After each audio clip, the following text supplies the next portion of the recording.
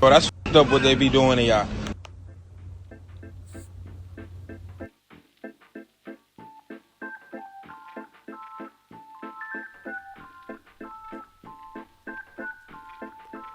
Yeah. Hey, Jim. Hey, Steve. See? Yeah, see? This theater job isn't panning out the way I thought it would. No food, no gems, I don't even get dental, see? Yeah. I'm sick of being on the cleaning crew, see? I haven't seen my wife and son in a fortnight. Yeah. We really need to ask our boss about some new terms of work, see? Yeah, I just want to stop doing these stupid voices. Yeah, but I like doing the voice, see? Yeah. Yeah. Yeah. Yeah. Hey everyone, it's Knife here, and today we're going to be talking about a game that I love dear in my heart called Battle Block Theater. Now, it is a fast-paced action platformer originally released in 2013. It was developed by The Behemoth, who's known for such games as Alien Hominid and Battle Crashers, and published by Microsoft, who is known for, well, I mean, they're Microsoft. The game was an instant success, releasing on Xbox consoles and PC, and is still currently playable on Xbox and Steam. So, the story of the game is that you and all of your friends are out sailing one day looking for adventure. As you're sailing, you come across a horrible storm, and in that storm, you get shipwrecked on an island. And on this island, there's a theater, and in this theater, there are cats. And now these cats take your friend Hattie Hatterson and put an evil hat on him that makes him evil and sad.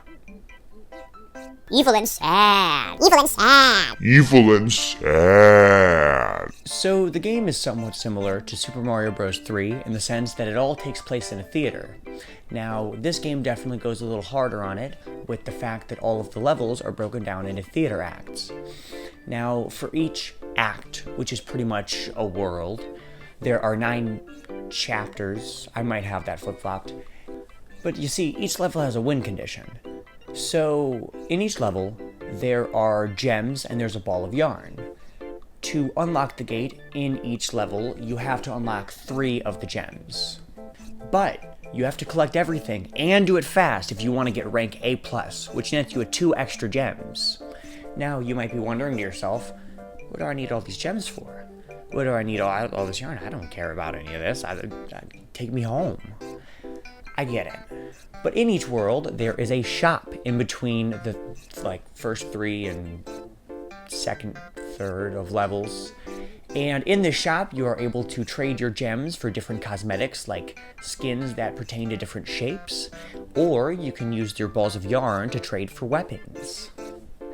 The 10th and final level in each chapter is a race against the clock, a speedrun style gauntlet of 2 levels, and if you don't beat it under the allotted time, then you die. Gems, however, are not required to beat these levels.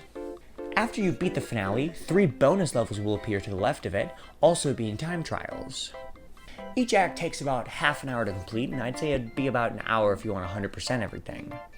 Between the acts, you learn about the mysterious past of the theater. You also learn about a man named Perham Furbottom, which used to be my Persona name back in middle school.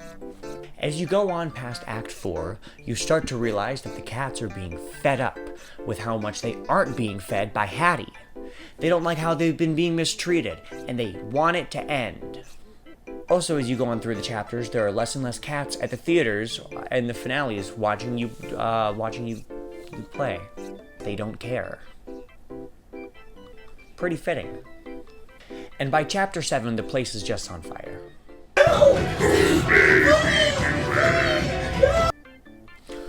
Also, World 7 uses this gimmick that I really just am not a fan of, where you have to go all the way to one side of the level, and then you have to click like a little box that gets rid of a bunch of other boxes of the same color. Then you have to go all the way to the back to the other side of the level.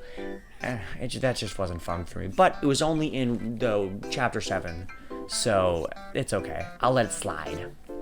The 8th and final chapter takes place in the vault of the theater, which contains all of the gems and also Hattie. The color scheme has completely switched from the vibrant, almost overstimulating visuals that we're used to, and has now gone to a deep, dark, depressing gray, black, and yellow. These levels are also considerably harder than the rest, and made me almost stop. After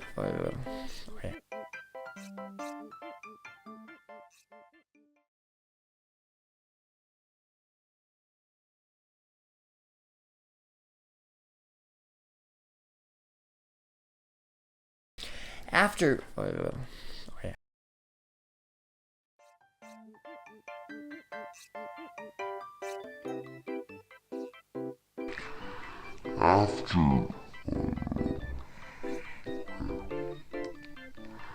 After the final finale,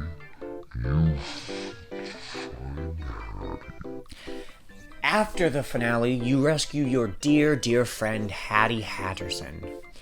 And although he seems quite indifferent to everything going on around you, you decide to haul him over your shoulder and run out amidst heavy gunfire.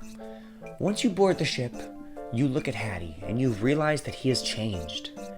He is not the same Hattie Hatterson that you have known all of your life. What will you do now that you have gone through all of this just to still lose your friend? Well, might as well just parade his corpse around for a dance number and then drop him off at the bottom of the ocean, right? As whatever his name is laying down there to rot and you've almost forgot about him, the hat from his hat starts glowing green, and a green beam shoots out of it. And then that's it.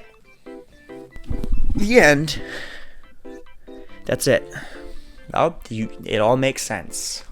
So, besides the fact that the story has an insane difficulty, which is pretty much the same as the normal, except that there's just no checkpoints, there are a few other ways to play the game. There are Fur Bottoms features, which are community-made levels.